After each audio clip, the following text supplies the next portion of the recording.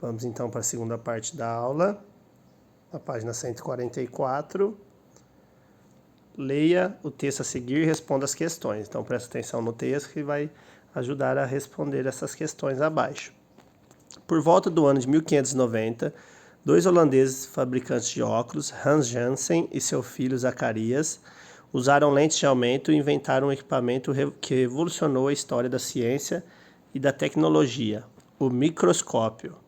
O primeiro a observar micro-organismos no equipamento criado por eles foi o holandês Antonie van Leeuwenhoek, que viveu entre 1632 e 1723, e usava um microscópio que tinha apenas uma lente. Com o passar dos anos, os cientistas aperfeiçoaram esses equipamentos, acoplando a ele mais lentes e melhorando a iluminação do material observado. O microscópio que usa lentes em sua fabricação é chamado microscópio óptico. Então, microscópio óptico é porque ele usa lentes na sua fabricação. Atualmente ele é muito usado em pesquisa científica e na medicina, para diagnosticar muitas doenças como a malária. Aqui tem uma foto do microscópio visualizando o vírus da Zika. Esse aqui é no microscópio já esse eletrônico, que a gente vai falar sobre ele. Existem estruturas tão pequenas, com o detalhe de células ou seres com vírus, que é impossível de enxergá-lo usando o microscópio com essas lentes. Somente com a invenção do microscópio eletrônico, no século XX, que essa dificuldade foi eliminada. Esse equipamento não tem lentes, então essa é a diferença entre eles. As imagens são transmitidas na tela, pelo monitor de vídeo, com capacidade de aumentá-lo muito mais que o óptico, que é de lente. Quais são as características da lente de aumento que possibilitam que uma imagem seja ampliada? 2. Qual é a utilidade do microscópio quando aplicada na medicina? Então, a gente falou no texto. Qual a principal diferença entre o microscópio óptico e o microscópio eletrônico? Também falamos no texto. Quanto à sua utilidade. Página 145. Tecnologia para gravar imagens. Hoje em dia é muito comum postarmos em redes sociais as imagens dos acontecimentos do nosso dia a dia. Mas você sabe qual foi o caminho trilhado pela técnica fotográfica até evoluir para a tela do celular? Acredita-se que essa história tenha começado na Grécia Antiga, quando o filósofo grego Aristóteles teve a ideia de observar o céu, sem prejudicar a visão. Ele pegou uma caixa e fez um furo, por onde deixava a luz entrar, formava uma imagem em seu interior. Esse foi o primeiro passo para a invenção da câmera fotográfica. Com o passar do tempo, esse equipamento foi aperfeiçoado e algumas lentes foram adicionadas a ela para melhorar a nitidez das imagens, que ainda não ficavam gravadas. Somente no século XX, com o uso de produtos químicos, pesquisadores conseguiram criar uma técnica para a gravação de imagem no papel. Isso era feito apenas nas cores branco e preto.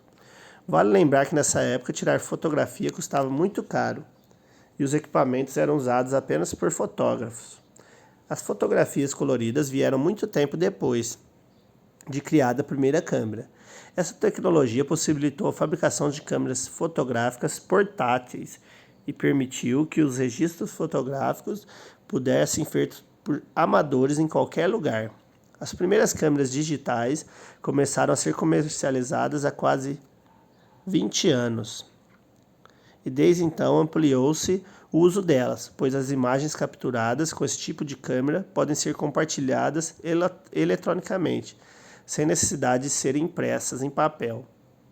Graças à criação desse equipamento, muitos dispositivos eletrônicos, como celulares e tablets, contam atualmente com essa tecnologia. Hoje em dia, todos os telescópios modernos capturam a imagem na forma de uma imagem digital, de maneira muito semelhante às fotografias tiradas em câmeras de seu celular. Antigamente, a única maneira de os astrônomos registrarem as imagens que eles observavam por meio dos telescópios era fazendo um desenho ou anotações. As técnicas da fotografia evoluíram. de certa forma, também foram impulsionadas pelas pesquisas espaciais. E as pessoas mais idosas com quem você convive? Como será que elas tiravam, fotografias quando tinha sua idade? Converse com elas sobre essa questão, compare os métodos usados nessa época com as que você pode usar atualmente. Exames e diagnóstico por imagem. Então vamos prestar atenção em cada exame desse que vai ser perguntado na próxima página. Exames diagnósticos e exames por imagem. Quando está errado com o corpo humano, algo está errado, é necessário investigar onde o problema está ocorrendo, tomar medidas para resolvê-lo. Dessa forma, os avanços científicos, no que se refere à criação de equipamentos sofisticados, certamente estão auxiliando muitos médicos no exame de pacientes, possibilitando um diagnóstico mais preciso e a definição do tratamento mais eficaz em cada caso. Conheça alguns desses avanços. Então aqui a gente vai falar sobre esses equipamentos. A ressonância magnética, que é esse daqui, permite a visualização do corpo como se estivesse fatiando vertical e horizontalmente, em pequenas camadas. Com isso, especialistas conseguem observar alterações mínimas e identificá-las no estágio inicial, o que facilita o tratamento.